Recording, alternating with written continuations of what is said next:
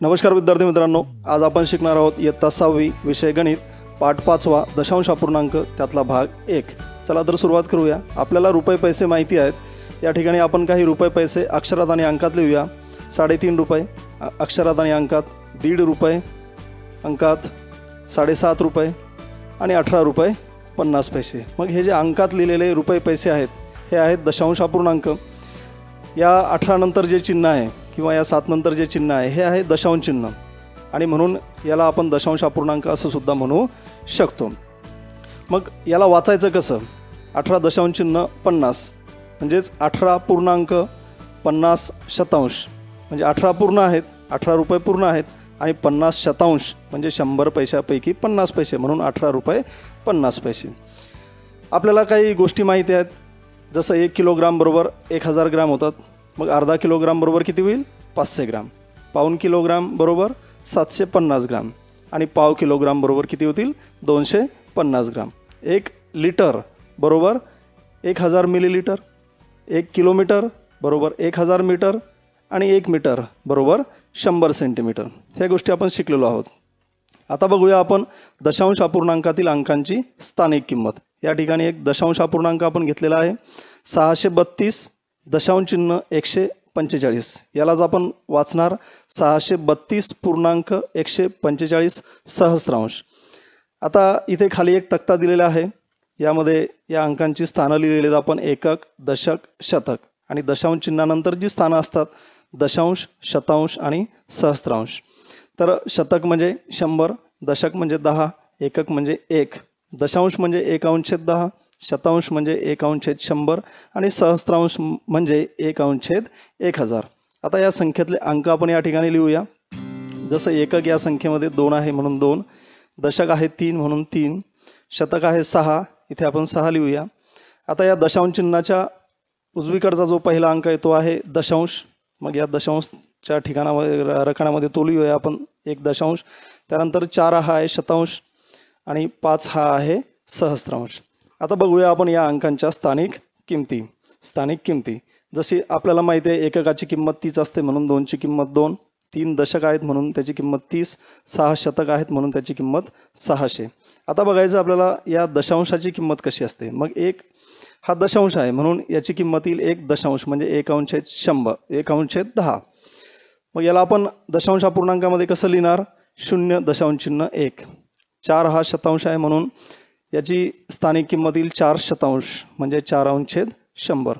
याला दशांश अपूर्णांकामध्ये आपण लिहिणार 0 दशांश चिन्ह 0 4 आणि 5 सहस्त्रांश म्हणजे याची स्थानिक किंमत झाली 5/1000।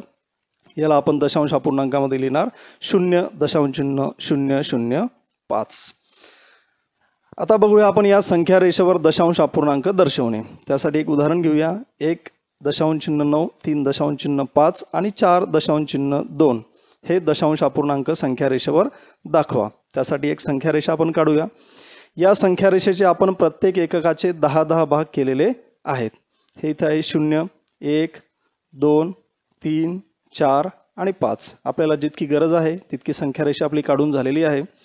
आता हा जो पहिला दशांश अपूर्णांक आहे 1.9 दशांश तो आपल्याला इथे दाखवायचा आहे या संख्या रेषेवर। मग 1 पूर्णांक म्हणजे 1 पूर्ण म्हणून 1 नंतर आणि 9 दशांश म्हणजे 1 नंतर जे 10 भाग आहेत त्या 10 भागापैकी 9 भाग म्हणून आपल्याला मोजावं लागतील। 1च्या पुढे 1, 2, 3, 4, 5, 6, 7, 8 आणि 9 म्हणून हा जो पहिला दशांश अपूर्णांक आहे 1 दशांश चिन्ह 9 तो आपला इथे येईल। त्यानंतर 3 दशांश चिन्ह 5 म्हणजे 3 पूर्ण आणि 3च्या पुढे 5 रेषा म्हणून 3 पूर्ण आणि 1, 2, 3, 4 आणि 5 मग 3 दशांश चिन्ह 5 हा येईल इथे।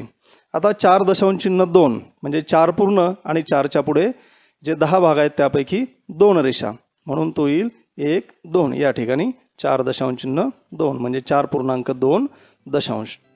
अगदी सोपं आहे। त्यानंतर आपल्याला शिकायचं आहे दशांश अपूर्णांकांची बेरीज। त्यासाठी एक उदाहरण आपण इथे घेऊया। 905.5 दशांश अधिक 27.197 सहस्त्रांश। मग बेरीज करताना काय करायचं? पहिला जो दशांश अपूर्णांक आहे तो आपल्याला लिहून घ्यायचा या ठिकाणी आणि लिहिताना त्यातले जे अंक आहेत ते थोडे अंतर लिहूया आपण। 905.5. आता हा जो दुसरा दशांश अपूर्णांक आहे तो लिहिताना काय करायचं आहे, दशांश चिन्हाखाली दशांश चिन्ह आलं पाहिजेत अशा रीतीनं आपल्याला तो मांडायचा आहे. मग दशांश चिन्हाखाली दशांश चिन्ह, त्यानंतर ह्या डावीकडचे जे अंक आहेत ते डावीकडचे अंक आणि त्याच्या उजवीकडचे अंक. आता करूया यांची आपण बेरीज. मग बेरीज करताना एक गोष्ट लक्षात घ्यायची की ज्या ठिकाणी ज्या संख्येच्या वर किंवा खाली कोणताही अंक नाही तिथे आपल्याला शून्य घेतलं तरी चालतं, कारण शून्य घेतल्यामुळे त्या दशांश अपूर्णांकाची किंमत काही बदलत नाही. दशांश अपूर्णांकाच्या सर्वात उजवीकडे आणि सर्वात डावीकडे आपण कितीही शून्य घेऊ शकतो. मग इथे 9च्या वर कोणतीही संख्या नाही म्हणून इथं शून्य घेऊया, 7च्या वर शून्य घेऊया आणि या ठिकाणी 9च्या खाली आपण शून्य घेऊया.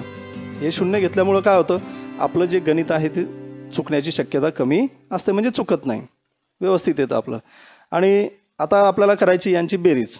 मग जशी आपण इतर संख्यांची बेरीज करतो तशीच यांची बेरीज करायची आहे, दशांश चिन्ह विचारात न घेता. मग 0 आणि 7 किती होतात, 7. 0 आणि 9 9. 5 आणि 1 6. दशांश चिन्हाखाली दशांश चिन्ह. 5 आणि 7 12. 12शी 2. हातचा आला 1. 2 आणि 1 3. 3 आणि 0 3. आणि 9 आणि 0 9.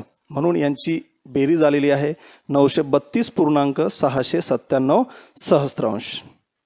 आता बघूया आपण दशांश अपूर्णांकांची वजाबाकी. त्यासाठी एक उदाहरण घेऊया.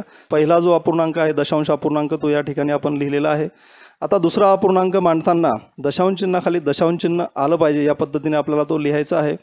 आता करूया यांची वजाबाकी. आपण या 6च्या खाली काही नाही म्हणून या ठिकाणी आपण शून्य घेऊया. जशी इतर संख्यांची वजाबाकी करतो तशीच यांची वजाबाकी दशांश चिन्ह विचारात न घेता आपल्याला करायची आहे. फक्त दशांश चिन्हाखाली दशांश चिन्ह आपल्याला मांडायचं आहे. मग 4तून 5 जात नाही, मग त्यासाठी या 2 इथे हातचा घेतला, इथे झाले 14. 14तून 5 गेले उरले 9. आता हा हातचा या 4जवळ खालच्या 4जवळ परत द्या, खाली झाले 4 आणि 1 5. मग 2तून 5 जात नाही, इकडून हातचा घ्या, इथे झाले 12. 12तून 5 गेले उरले 7. दशांश चिन्हाखाली दशांश चिन्ह, इथे हातचा घेतला होता, 7जवळ परत द्या, 7जवळ झाले 7 आणि 1 8. 2तून 8 जात नाही म्हणून इथून एक हातचा घ्या, इथे झाले 12. 12तून 8 गेले उरले 4. हातचा घेतलेला 9जवळ परत द्या, 9जवळ झाले 9 आणि 1 10. 3तून 10 जात नाही म्हणून इथून हातचा घ्या, इथे झाले 13. 13तून 10 गेले उरले 3. हातचा घेतलेला इथे परत द्या, 0 आणि 1 झाला 1. 6तून 1 गेले उरले 5. मग या वजाबाकीचं उत्तर आलेलं आहे 534.79 शतांश, म्हणजे 534.79. आता एक शाब्दिक उदाहरण आपण या ठिकाणी घेऊया. उदाहरणार्थ, सुजाताने बाजारातून 4.25 किलोग्राम वजनाचे कलिंगड आणले.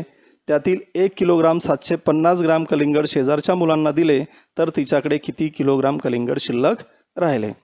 मग आता शिल्लक राहिले म्हणजे या ठिकाणी आपल्याला वजाबाकी करावी लागणार आहे. म्हणून सुजाताने किती कलिंगड आणले ते बाजारातून, 4.25 शतांश. आपण ते लिहिलेलं या ठिकाणी.